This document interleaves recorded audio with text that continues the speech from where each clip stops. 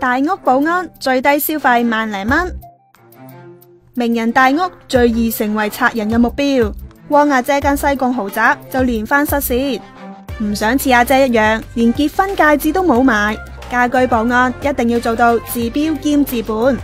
一套周全而穩定嘅家居保安系統，多數係度身訂造嘅，由保安顧問根據家居實際環境設計，使費就視乎設備嘅種類。咁其實咧，一般咧嘅家居用嘅保安系統咧，一般消費大約萬零蚊左右啦。咁佢而裏邊嘅元素咧，包括有幾樣嘢嘅。咁首先會有防盜嘅磁力感應器啦。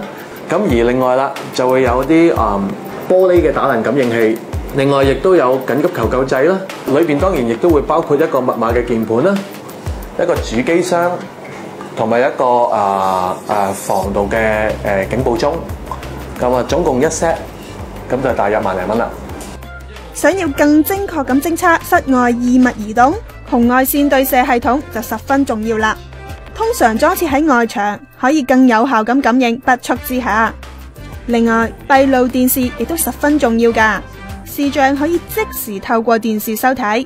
又或者利用固網寬頻或者 WiFi 傳送影像到手機，透過專用嘅 Apps 即時監察。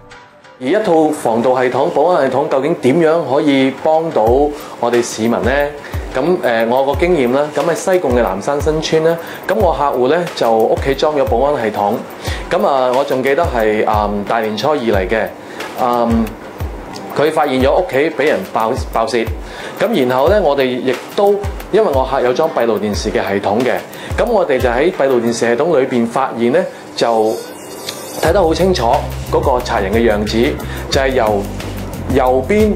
嘅走廊嘅一個全黑嘅走廊，一路走到出嚟左手邊，咁啱左手邊我哋裝咗一支紅外線嘅24小時嘅日夜鏡頭，我哋好清晰咁樣睇得到佢哋嘅樣，然後我哋就透過呢一個影像，我哋攞出嚟俾咗警方，咁最後警方可以捉到呢個賊。